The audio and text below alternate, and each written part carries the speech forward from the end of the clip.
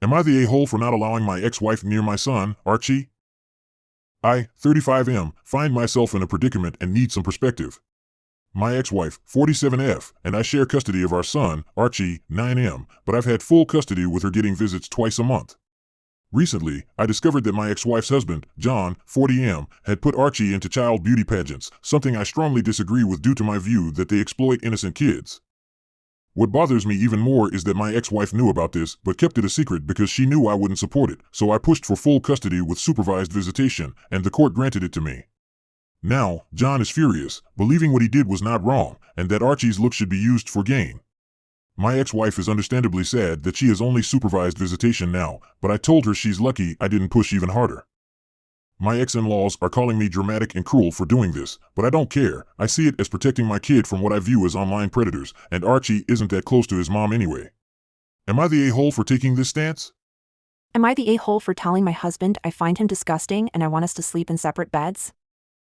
My husband, 43M, and I, 31F, welcomed our second child 4 months ago. With having a new baby, I'm extra cautious about germs and cleaning. This got me thinking about my husband's shower routine.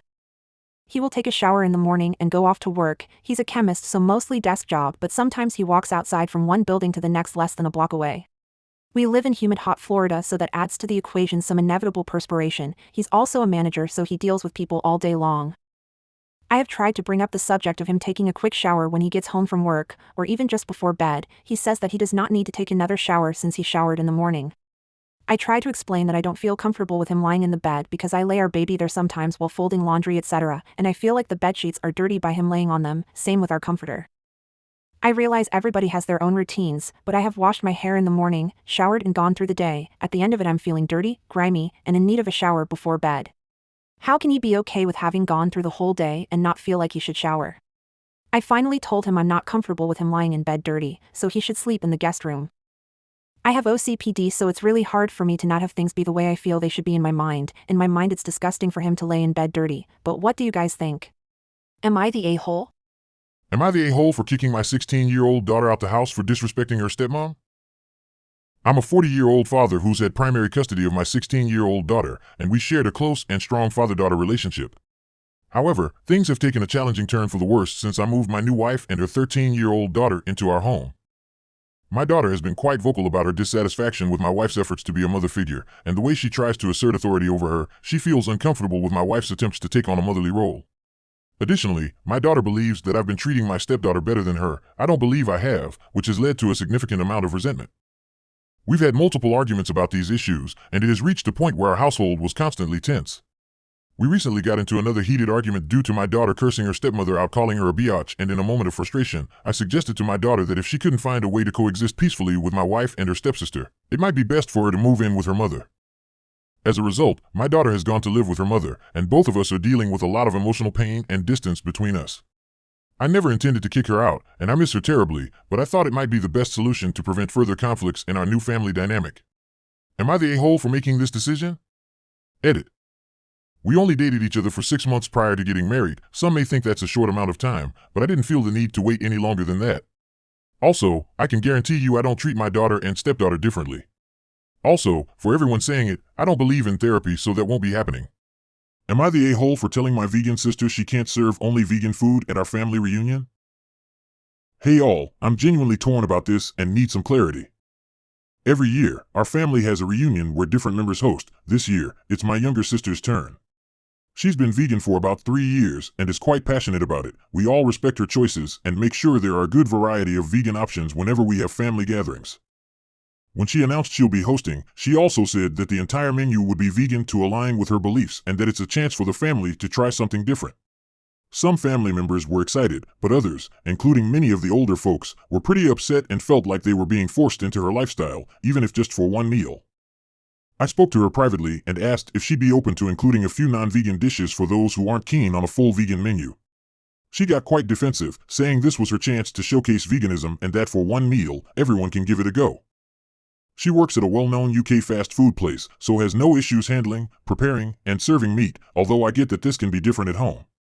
I respect her beliefs, but I also think that forcing an entire family to adopt her choices, even if just for one meal, isn't fair. She's now upset with me for not being supportive and says I'm not respecting her choices. Am I the a-hole for refusing to attend my sister's wedding?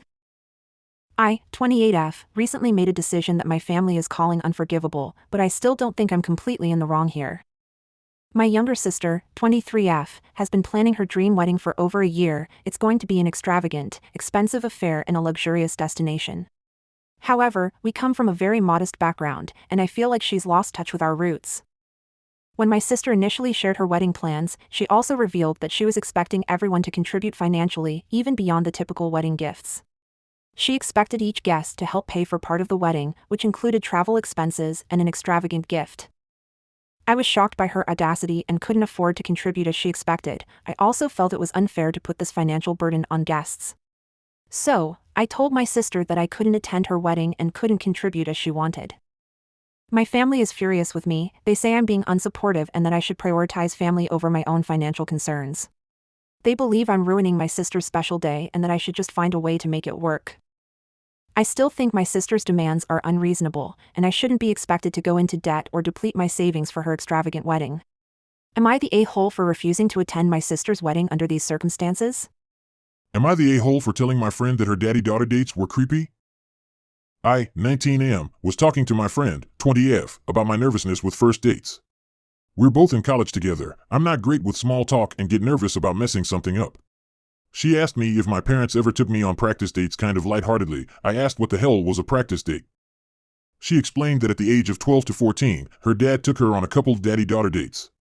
In her words, they were fun dates where they went to see a movie she wanted to see, or to a restaurant she liked. He would open doors, pull out her chair for her, etc., and, at her request, they would also practice first date small talk because she had social anxiety, and he made suggestions on fun questions to ask on a first date to get to know someone. She remembers it fondly and said it, A, set her expectations high for how she wanted to be treated on a date, and B, made her feel less anxious about first dates. I said that was really creepy for a dad to do that and asked, did he show you how to kiss too? That really made her mad. She said they were just fun times they spent together, helped ease her anxiety about dates, and made them fun. He never turned it into something gross like that. Now she is declining to hang out. I just thought it was creepy for a father to show her how a date is supposed to go. Perhaps she is in denial? I've only met the man once when he helped her move into her dorm room and he didn't seem too overprotective or anything, but ick. So, am I the a-hole for telling her that their daddy-daughter dates were creepy? Am I the a-hole for refusing to stay somewhere else so my mom can do the deed? It's my 19F birthday on Saturday and I plan to go out drinking and come home to sleep after I was done. My mom, 43F, came into my room the other day asking me if I want to stay somewhere on that Saturday night so she can have her man over to do the deed. I was upset by this and told her I planned on coming home, as I wanted to sleep in my own bed. She then persisted that I go and stay with a friend because she didn't want to have to go out to do whatever. I said it is not my problem that she wants someone to stay over, and I will be coming home to sleep. She then told me that she would be loud and make sure to wake me up to hear. She made it clear she did not want me home. This could have been a joke, but either way that is not normal to say that to your child, right?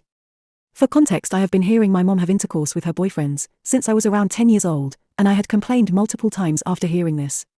I obviously don't want to come home and hear my mom having coitus, but I also want to sleep at home as it is my bed and I also live there. We've been going back and forth on this and now I'm going to stay somewhere else, but I still feel like she is in the wrong for asking me. IDK what to think. I understand where she is coming from, but still, am I the a-hole? Edit. I feel like I need to clear some things up. No, I do not pay rent because simply I cannot afford to. I live in the UK so it isn't underage drinking. I cannot simply just move out. When I go to university next year I do plan on leaving and my mom also agrees that then will be the best time. About the boyfriend, and yes, he does have his own home, it's just in another city and I've personally never met him. Am I the a-hole for telling my wife to calm down after she screamed at my family? I know telling anyone to calm down does the opposite. It simply came out, but she was being ridiculous. My wife isn't a fan of my family because she says all of them give her backhanded comments or unhelpful helping. Understandable, but it takes zero effort to be civil for my sake. She says she shouldn't have to be civil to people who don't respect her or take her seriously. So, she gave birth a month ago to our daughter, and on Sunday, I invited my mom and a few other family members down to meet the baby. She protested, but ultimately she said whatever. My wife pumped for the occasion because she knew people would ask to feed her. My wife was visibly angry with how much the baby was being passed around. At one point, I told her to maybe go take a shower or something to cool off. She said no, I need to be here to watch, all because the baby wasn't passed back to her when she started crying, despite my wife asking, okay, I didn't push it, she has PPD being treated. Well, at one point my mom had the baby and was feeding her and she started choking. My mom is slow, so she recognized the issue but didn't sit her up as quickly as my wife liked, so my wife immediately took the baby to sit her up right. My mom said, "I have kids, you know. I know what I'm doing. I'm not freaking stupid." My wife snapped and said, "Really? That's why you just kept her on her back while she's choking and puking?" And eventually handed her back to my mom, but then the baby choked again, and my wife just lost it because again, my mom didn't sit the baby up with urgency. My mom tried protesting and saying she was being ridiculous. My wife told her to shut the frick up and get out. I told her she needs to go calm the frick down. Now I'm getting the silent treatment because I defended my mother and clearly want the baby to aspirate on her own vomit, as well as calling us all frickin' idiots.